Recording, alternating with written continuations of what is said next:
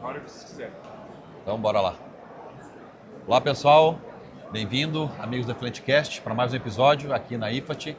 Hoje, tendo a honra de entrevistar uma pessoa que eu admiro muito, que eu acompanho sempre, que é o professor Luiz Pinto, da Usinando Negócios, que eu já de antemão agradeço a oportunidade de ter a agenda dele extremamente corrida e que deu esse tempinho, esse intervalinho aqui para a gente poder fazer aí uma breve conversa sobre a parte de membranas. Então, Luiz, muito obrigado. Gostaria que você se apresentasse, falasse aí um pouquinho sobre o seu trabalho e a gente entrasse nesse viés aí, especialmente talvez focando a questão das membranas para reuso, que eu acredito que é um assunto que interessa muita gente aí. Perfeito. Primeiro, obrigado pelo convite.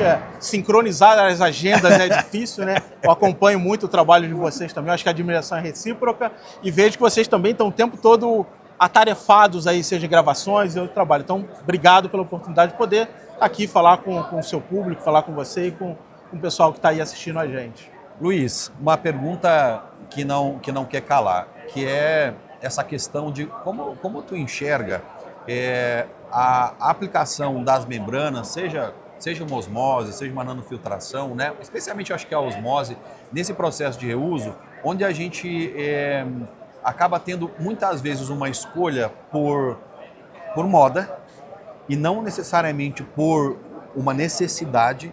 E aí quando o cara vai levar o processo de qualidade de efluente necessária, né, para chegar a uma osmose, ele vê que não era bem aquilo que ele estava falando. E aí eu imagino que deve ter muita erro, muita projeto errado, né? Muito cliente insatisfeito quando esse tipo de coisa acontece. Queria que tu olhasse para esse ambiente e até, por que não, na questão do saneamento, né? Usar ou não usar osmose, né? Os desafios de a gente trabalhar dentro dessa linha do reuso. Legal. Aí com membranas, né? Podemos até ir para ultra, enfim. Perfeito. Mas, o primeiro ponto que eu vejo quando se pensa em reuso, eu não sei porquê, não sei explicar, o pessoal associou a osmose reversa. E reusar não necessariamente se precisa inserir uma operação unitária a mais no processo.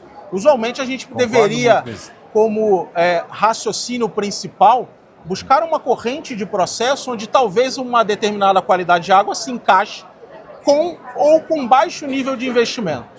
Eu vejo que a osmose reversa, sim, ela tem uma importância gigantesca, mas onde a gente já olhou para o nosso processo, nós já estressamos e reaproveitamos correntes que eram ser possíveis com pouco ou nenhum investimento, e ao final vai sobrar uma determinada corrente que a partir dessa corrente, quando se existe a necessidade de remoção de sais, aí sim a osmose reversa entra como uma excelente opção para conseguir fazer essa remoção de sais. Existe só essa tecnologia? Absolutamente não. Se a gente quer remover só advalente, por que usar uma osmose reversa? Posso trabalhar com uma nano, ou talvez até uma eletrodiálise reversa, também é uma outra opção. Agora, eu preciso remover uma gama de íons, incluindo o monovalente. Sei que vai haver sílica. Opa, a osmose reversa se encaixa exatamente nesse tipo de padrão para reuso. Então, sim, existe uma confusão ainda no mercado, acho que necessita de um amadurecimento maior.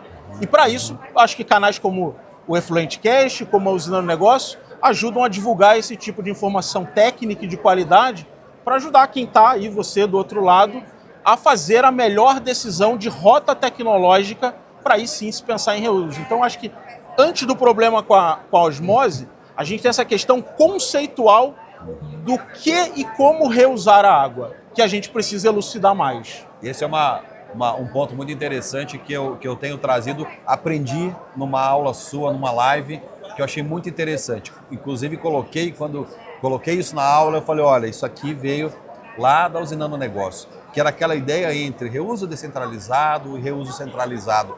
A coisa que pouca gente pensa ou para pensar, que talvez um reuso descentralizado, eu possa usar sim, talvez uma tecnologia de membranas, vai me sair muito mais barato e eu efetivamente consigo chegar num processo de qualidade para aquilo que eu estava disposto a fazer e não lá num reuso centralizado, onde eu já misturei tudo com a porcaria. Exatamente. E aí eu preciso tirar todas as porcarias da água para poder fazer um volume muito maior. Muito maior. Né? E o investimento, obviamente, muito maior. Eu defendo muito o estudo das correntes de processo. Se existe um efluente que ele é basicamente inorgânico, salinidade, por que eu vou passar por uma estação biológica para remover orgânico. Ele absolutamente não faz sentido, né? Então eu sou a favor de se estudar as correntes individualizadas e aí sim fazer um mix de efluente consciente para se reusar. O que não foi possível aproveitar antes nessa descentralização, sim. Agora eu vou olhar para a saída do decantador secundário, porque eu já fiz a segregação das correntes, já estou reusando tudo. Não, agora vamos para o decantador secundário e vamos ver o tamanho desse problema para resolver.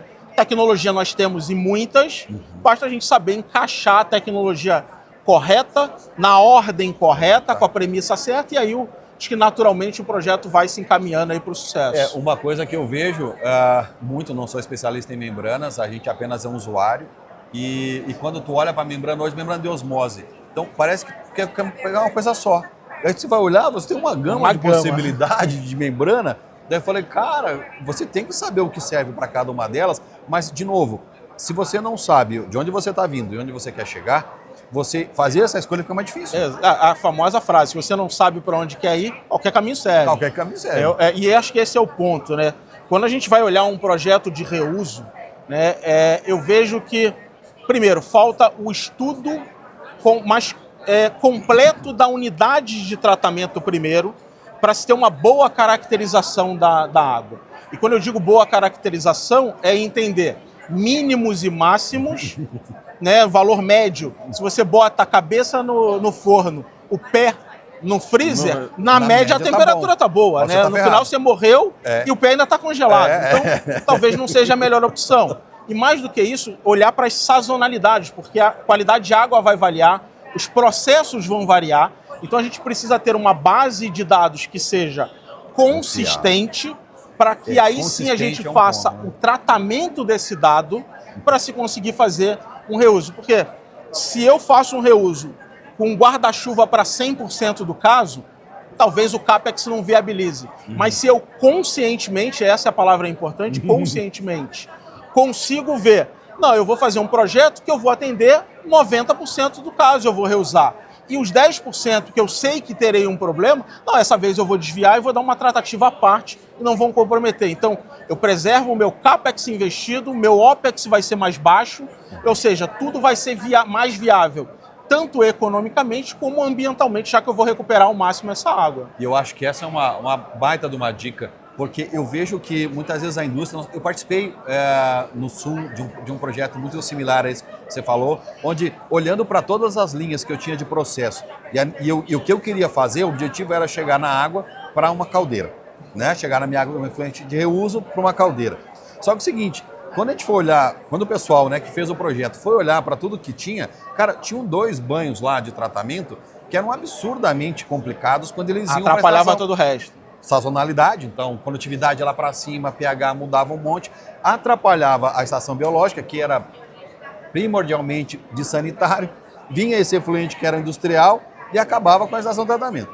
Então o que se fez? Bom, esses 2 aqui não são mais efluentes, são resíduos. Perfeito, então trata como perfeito. resíduo, tira ele fora. Bom, agora você tem uma nova realidade. E essa ideia de você simular, dentro de membrana, você consegue fazer boas simulações para chegar nessa qualidade de efluente que você tem com os dados, assim, olha, cara, vou usar membrana A, membrana B, aqui eu vou ter um tanto de rejeito, eu vou fazer... Então, tu consegue organizar o teu projeto para aliviar e, vamos dizer assim, viabilizar o teu CAPEX, depois o teu OPEX, né, num projeto que possa ser implantado.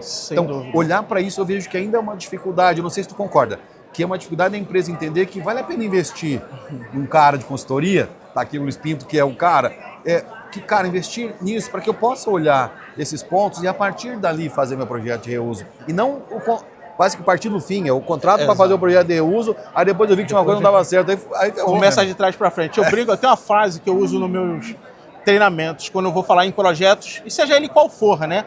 Gaste agora ou gaste depois. Ou você gasta estudando ele para ter um menor OPEX possível, para ter inclusive um menor CAPEX, um bom estudo vai te gerar um menor CAPEX, ou que seja equilibrado minimamente, do que não, vou fazer a toque de caixa com poucos dados, sem nenhum critério, fatalmente seu OPEX não vai ser agradável. Quando a gente está falando de membrana, que o pessoal fala, a membrana é sensível, eu não acho membrana sensível. Eu acho que ela requer alguns cuidados que, se você atende, ela performa muito bem. Mas quando negligenciado, falha. Se nosso se o nosso corpo for negligenciado, ele vai falhar. E ele é excelente. E é excelente, é uma máquina incrível o nosso corpo. Então, por que a osmose reversa também não seria exatamente igual? Então eu brinco sempre, ou você vai gastar agora estudando e projetando melhor, ou vai gastar depois corrigindo o que você não fez e também pagando a conta de um OPEX fatalmente muito maior.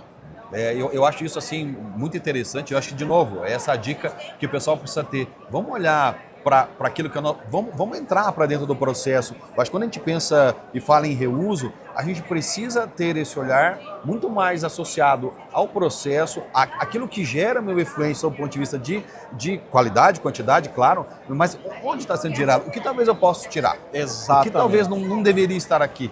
Exato. Acho que você falou um tópico que eu concordo integralmente. Tem efluentes que a gente talvez tenha que tratar realmente como um resíduo. Para aquela situação específica, né? Isso. E dar uma tratativa diferente para ele. Porque aquilo vai ser muito mais, eu diria que, consciente e menos oneroso. E na indústria, você falou um outro ponto que eu também concordo, a gente tem que olhar para os processos industriais, para as operações que a gente tem que necessitam de água. Porque se a gente conhece o processo e as qualidades de água requerida, nós podemos gerenciar essas correntes de água de uma maneira inteligente para que, inclusive, o projeto de reuso seja menor. E ele, em sendo menor, impacta diretamente no menor CAPEX, que, consequentemente, no menor OPEX. Ou seja, tudo vira economicamente mais viável, assim como mais sustentável também ambientalmente. Claro. Né? Existem correntes de processo que são consumidores de água, por quê? Porque ninguém nunca olhou para ela. Ela sempre foi assim e ela está assim. A partir do momento que a gente joga a luz nisso, a gente consegue olhar aquele problema, aquela problemática, estudar e propor destruir paradigmas e propor novas soluções para ela. Então, acho que esse é um bom caminho. E aí, quando a gente olha para o processo de membranas, a gente vai justamente entender que isso é muito mais impactante. Como aquela tua história, eu também não acho que membrana aguenta muito desaforo, na minha opinião. Mas que, de fato, se eu opto por uma situação como essa, bom, a minha rota tecnológica vai conter membranas pelo motivo muito bem estudado. Claro, eu vou precisar entender isso muito melhor do ponto de vista de variação, e uma coisa que eu vejo muito, que às vezes é negligenciado, e que no caso de uma membrana, ela seria fatal. Cara, eu troquei o produto A pelo produto B no meu processo. Esses dias estávamos com um cliente, eu falei assim, cara, eu posso usar esse produto aqui? Eu falei, que bom que tu veio perguntar. Aí fomos olhar o produto, ele atacava a membrana. Eu falei, cara, não troca. Se tu puder, não troca, ou vamos achar um alternativo que não tenha esse componente, e esse componente vai causar um efeito lá. Então, quando a gente olha para um processo de membrana, eu acho que isso é um pouco mais delicado, né? Que você precisa estar muito mais atento, vamos dizer assim. E, de novo, se tu já partiu de um projeto de reuso em que tu olhou o processo, cara, já está conectado com o processo. Exatamente. Você já sabe o que esperar daquele processo. Por exemplo, se você olhou o processo, você sabe que algo é incompatível, você se programa para desviar aquele momento. E aí você consegue operar com mais tranquilidade, porque um dos grandes desafios é o operador entender que um sistema de osmose reversa se opera diferente. Porque o que tem para se fazer no sistema de osmose reversa? Ligar o botão, apertou a botoeira, ele levantou, partiu numa bomba que hoje já é soft start, ou tem inversorzinho de frequência, estabilizou ali. Do mais é fazer a leitura. Só que isso não é o suficiente. Um operador de osmose reversa, ele precisa saber descontaminar todos os números que são gerados. São naturalmente contaminados pela temperatura, pela variação do teor de sais na entrada, ou seja, a montante da máquina. E, às vezes, um aumento de salinidade do permeado não é um problema na máquina, né? Então, e aumento da pressão, às vezes, também não é simplesmente uma variação de temperatura. Então, assim, a gente precisa trabalhar e divulgar, conscientizar mais esse conhecimento para a gente solidificar isso na cabeça de todo mundo que trabalha com osmose, porque eu sou da época dos anos 2000 que falava assim, a osmose reversa no Brasil nunca vai dar certo, é muito sensível, é muito delicada. Olha o que a gente está vivendo agora. Se perguntar para muitos projetistas, não imaginam o mundo agora mais sem osmose. Né? É uma tecnologia que virou muito fundamental. Eu estive recentemente na Espanha agora, e lá eles usam osmose reversa para fazer reuso para água de irrigação. Já imaginou isso no Brasil? Então, ao invés de ser o uso industrial, se tira sólidos através de um filtro disco, e aí a salinidade vem para a osmose, tira essa salinidade e injeta a água com os nutrientes necessários diretamente na raiz por gotejamento. abaixo da terra. E a água é uma água permeada. Então, eu não consigo imaginar agora uma tecnologia que consiga prover esse nível de solução, tal qual a osmose reversa consegue prover. Mas, de novo, depois que tudo já foi feito antes, e aí sim se vai para uma solução que efetivamente vai resolver um problema. Esse nível de qualidade que você precisa para uma situação como essa, que é bastante crítica. Exatamente. Eu acho que esse é um ponto importante, né? Assim, eu brinco sempre, qualidade e adequação ao uso. Então, isso é adequado? Se sim, tem qualidade para aquele uso. Ou não é adequado. Muitas vezes a gente bota osmose onde não precisa e onde precisa a gente não coloca. Então, acho que precisa clarear mais esses conceitos para a gente fazer um uso mais consciente e não sucatear uma tecnologia tão interessante como a osmose reversa é. Muito legal. E aí, justamente pegando nessa linha aí, dentro da tua experiência que é vastíssima, quais os principais erros? Os principais, eu vou dizer assim, não erros. Eu vou pedir aqui que tu busque as aberrações. Tá. Que acontecem nesse sistema de osmose, que o pessoal assim, cara, não é possível que alguém não olhou para isso. Eu vou te falar duas que são comumente e que numa conversa de bar a gente mataria o problema. A primeira é não considerar que a temperatura da água vai variar, e às vezes muito, ao longo de um ano. E aí, quando isso acontece, a pressão, a tua bomba tem que ser capaz de dar conta dessa variação de temperatura, já que vai ser, embora seja o mesmo fluido bombeado, a viscosidade é outra, né? Então, mudou. Uma vez que mudou, o esforço de bombeamento é outro. Então, às vezes, a bomba foi dimensionada para um cenário que não é daquela temperatura mais baixa. E aí falta bomba no projeto. Ou seja, você não produz água quando deveria, né? Então, aí, meu projeto está com problema. Tá, foi na concepção do projeto. Outro é não considerar a sazonalidade. Porque tem lugares que a água mais do que dobra de salinidade entre inverno e verão, entre chuva e não chuva. E isso, de novo, interfere lá em pressão, em qualidade de água. E principalmente qualidade de água, porque o cara previu uma qualidade de água que na sazonalidade ele não chega. E aí ele tem que entrar com um segundo passo, ou botar um EDI, ou colocar uma troca iônica para conseguir atingir a alimentação numa água. Parte do ano, numa parte da sazonalidade. Porque não foi pensado de projeto. Isso aí talvez já tivesse nascido lá. E aí, todos nós sabemos. Uma coisa é conseguir o dinheiro para o projeto. Outra coisa é conseguir uma verba para conseguir melhorar um projeto existente. É muito mais difícil. Claro. E aí aquele sistema vai ficando capenga ao longo do tempo. A pergunta vai ser aquela, mas por que você está querendo um pouco mais? Exatamente. E aí tem também as aberrações que você me pediu. Qual a aberração? Uma aberração é fazer CIP com ácido hipocloroso, o hipoclorito de sódio. Então, já que eu tenho orgânico, eu vou botar hipoclorito e vou resolver. Tudo isso. Também matou a membrana junto. Esse é um. E outro que eu vi que foi uma membrana de osmose reversa que estava sendo usada para literalmente reter sólidos em suspensão. Obviamente reteve muito bem, só que a membrana não operava 2 dias consecutivos, né? Então tem algumas coisas, são exemplos, dos dois da falta de conhecimento da tecnologia, né? E que infelizmente vendeu-se o projeto para alguém que comprou, que não tinha um assessoramento, não tinha ali uma cultura, talvez um consultor, um apoio para ajudar a selecionar a melhor tecnologia, que talvez não fosse uma osmose. Nem precisasse. Né? Talvez não precisasse. Sólido suspenso, vamos combinar que tem outra botaria uma ultrafiltração, maravilhosa tecnologia. Ou talvez até uma ETA convencional com filtro, não sei. Mas uma outra tecnologia, não uma osmose reversa. Então existem, infelizmente, situações como essa. E a aberração, né, ela vem justamente muitas vezes da ideia assim, cara, eu quero o melhor. Sabe aquela coisa que o cara fala assim, não, eu quero melhor. Exato. Aí eu vou na osmose. No âmbito de acertar, erra com tudo. É que eu brinco sempre, tudo é muito situacional. É melhor para algo naquele momento, para aquele cenário. Para um outro cenário, aquilo pode não ser o melhor. Então, eu acho que nós temos o dever, eu acho que talvez, de contribuir justamente com essa conscientização de que a osmose reversa, por exemplo, ela é boa, mas ela não resolve todos os problemas. Se o problema é sólido suspenso, não é ela que vai resolver. Né? Temos outras rotas tecnológicas. Agora, se a salinidade, pode ser que ela seja. Talvez tenha uma outra, se for só advalente, uma nanofiltração, talvez. Né?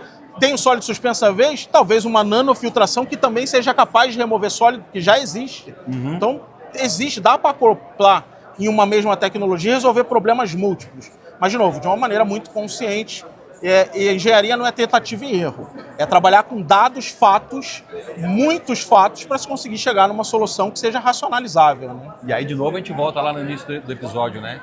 Que o quão importante é você ter um dado consistente, você ter um processo em que, de novo, o reuso, como toda, vem com uma urgência, aí dentro da urgência você não dá importância para o dado ou para o tempo para você adquirir os dados, e aí você vai chegar de novo nessa situação onde você vai colocar um processo de tratamento em que não era necessário, ou quando você colocou um, só vai te dar dor de cabeça, porque ele não estava preparado para aquilo. Nesse exato momento, eu te garanto que está nascendo um projeto com um abrandador que não precisaria existir.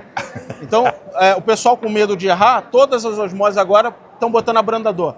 E às vezes dureza 15, 20, para quê? Precisa. Né? Então, assim, o medo de errar faz você investir ou numa exagerar. Falsa segurança, que não vai te gerar uma segurança maior, poderia ser tratado facilmente com um químico de baixo custo, que vai continuar sendo utilizado, mas assim, talvez o medo ou a falta do conhecimento te leve a cometer esses desvios. Então, até uma coisa básica, né, Luiz? Daqui a pouco, assim, eu estou colocando tanta etapa de pré-tratamento que o que eu estou gastando de água para poder manter esse pré-tratamento bom para que o meu último, que seja uma osmose, fazer, cara, falando das contas, eu vou ver que eu programei para reusar 60%, eu estou usando 20%, exatamente. 30%. E esse é um ponto interessante, porque cada operação unitária que a gente bote a montante da osmose, ela também tem uma eficiência hidráulica. Então eu botei um filtro, eu vou perder lá 3, 4, 5%. Eu botei uma UF, a depender da qualidade de água, eu também vou perder 3, 4, 5, 10%. E isso tem que ser somado no balanço, porque senão falta água na entrada da osmose. Sim. E aí você não consegue produzir a vazão de permeado que você promissou. Né? Então, tudo isso eu acho que tem que ser equalizado. Por isso que eu falo, a frase vale, gaste agora ou depois. Na minha opinião, é melhor gastar estudando, pensando o projeto para que ele nasça da melhor maneira. Porque depois não vem só o gasto, vem a dor de cabeça junto. Exatamente. Eu acho que explicar algo que não deu certo porque eu não pensei é muito pior. É muito pior. Né? Porque então, vamos gastar um pouquinho mais para pensar e vamos chegar no ponto certo. E ainda que seja, olha, eu estudei e essa é a melhor rota. Pô, eu não tenho dinheiro para essa rota, vamos fasear o projeto, vou nascer 100, vai me ajudar, vai me gerar um meio benefício, mas vou fasear a fase 2 do meu projeto, vai contemplar top, e eu vou colocar isso em marcha e vou conseguir operar. Eu acho que quando isso não se tem o CAPEX, né? Exatamente, mas tem que ter sido pensado antes. Porque aí, se não foi pensado antes, não é fasear o projeto. É resolver uma dor que está acontecendo. E tem muita diferença. Muito, né? muito. Até para pedir o dinheiro, o CAPEX lá para os gringos, para quem trabalha em multinacional, ó, eu tenho um projeto que são 2 fases. Ou não, eu tenho dinheiro que eu preciso corrigir algo que eu não pensei. É muito diferente. O peso é outro, né? Muito massa. Muito massa. Muito legal. Luiz, muito obrigado mais uma vez. Falar com uma pessoa que realmente é uma sumidade, que tem a importância que você tem, né? Dentro dessa parte de reuso. Nesse momento que eu acredito que a gente está numa virada de chave, mas que, de novo, eu posso virar o motor errado, então a gente tem que cuidar. Eu acho que esse episódio aqui foi fantástico. Tenho certeza que quem está aí nos assistindo vai aproveitar muito desse episódio e muito por todo esse conhecimento que você traz aí pra gente. Então, mais muito obrigado e fique à vontade aí de usar o nosso canal para buscar o Luiz, onde é que ele está, o que ele faz, onde que ele trabalha, o que ele está disponibilizando aí para quem possa e que precise entender o que aqui tem sentido e que isso que o Luiz está falando faz sentido. Cara, bora procurar para a gente poder ter um projeto de reuso de sucesso, né, que a gente possa levar o reuso adiante aí. Fica à vontade, Luiz. Legal. Bom, pessoal, a minha empresa Usina Negócios, acho que muitos já devem conhecer. Para os que não conhecem, ela é uma empresa de treinamento técnico para o mercado corporativo e de consultorias e projetos conceituais. E você consegue encontrar a gente em todas as mídias, praticamente no @Usinando Negócios, especificamente no LinkedIn, a página da empresa no @Usinando Negócios e no meu perfil pessoal, que é onde a galera acaba concentrando mais, que é o Luiz Henrique Pereira Pinto. No mais, eu agradeço mais uma vez o espaço, a oportunidade de falar principalmente de reuso, porque eu vejo o trabalho que vocês fazem dessa conscientização. Eu acho que essa palavra é muito forte, da conscientização, de levar boa informação para quem está ouvindo, para que possa tomar uma decisão consciente, embasada tecnicamente. E obrigado mais uma vez pela essa oportunidade e espero recebê-los em breve também lá na Usina Negócios, a gente vai combinar aí para estarmos lá. E você lá no nosso episódio, no estúdio, com tempo, mais silencioso, etc. Para a gente poder explorar será um prazer. Esse assunto aí. Luiz, obrigado. Gente, valeu. Aproveite aí o episódio. Foi muito legal, muito massa. Até mais, até o próximo. Um abraço, pessoal. Cara, valeu. Muito bom, Luiz. Obrigado, muito cara. bom. Valeu pela